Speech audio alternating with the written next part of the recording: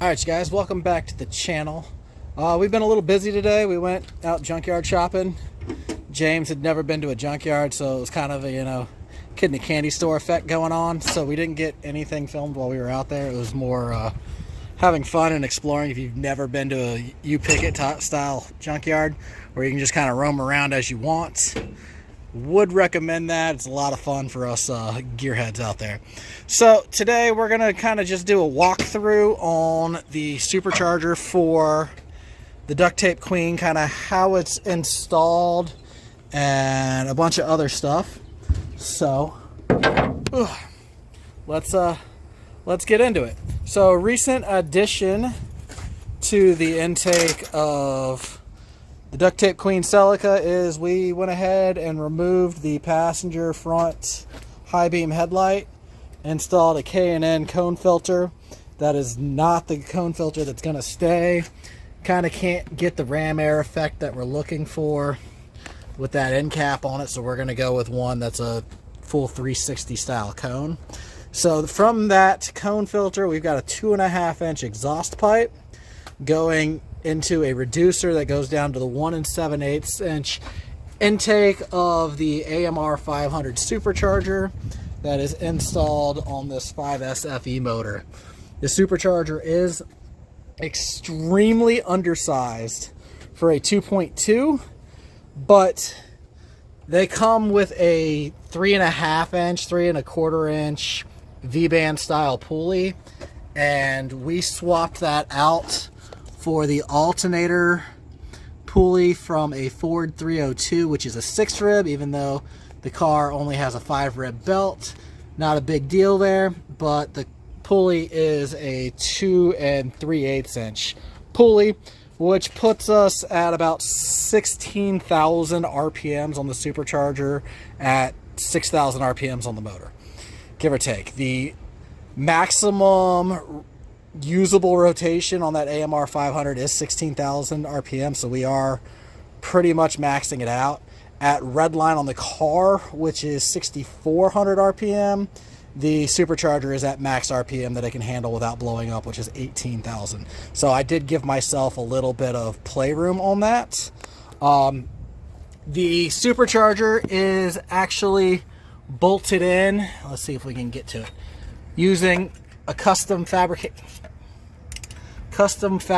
bracket out of some L bracket steel. So there are 2 bolts here underneath there that are actually the factory AC bolts.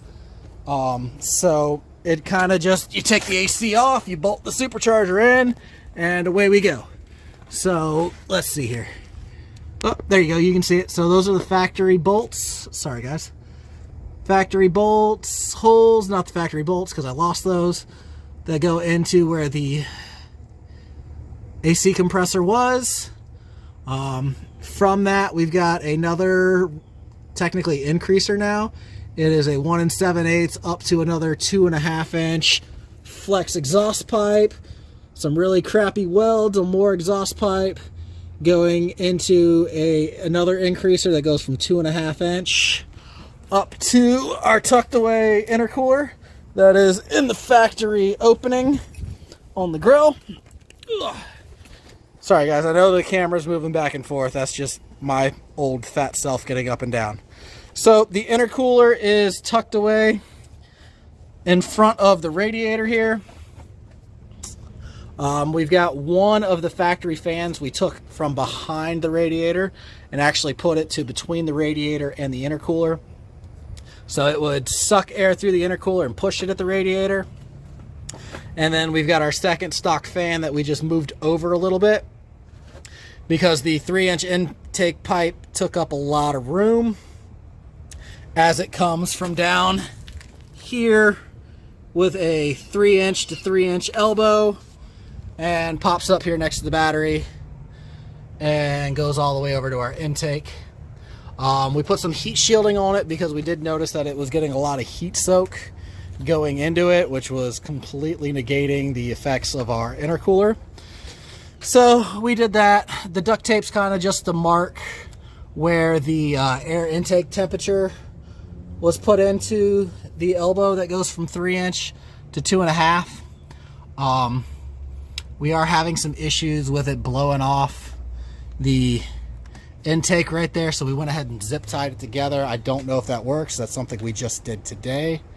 But all in all, that is how we have fabricated a bracket to install an AMR500 supercharger on a 5S-FE motor on the duct tape queen.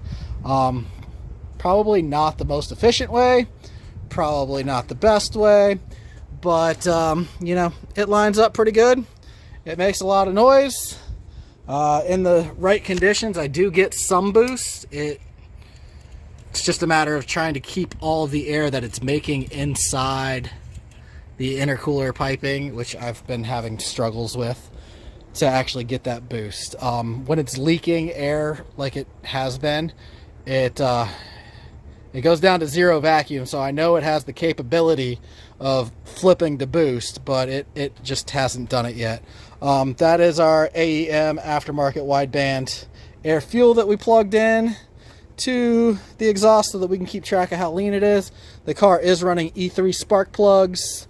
I mean, all in all, it's still just a stock motor. I mean, it's got 199,000 miles on this old girl, and she's been through it all. But that's AMR500 supercharger on duct tape queen, a 98 Celica GT. Thanks for watching. Thanks for subscribing. We'll try to get some live action filmed tomorrow, but I can't make any promises.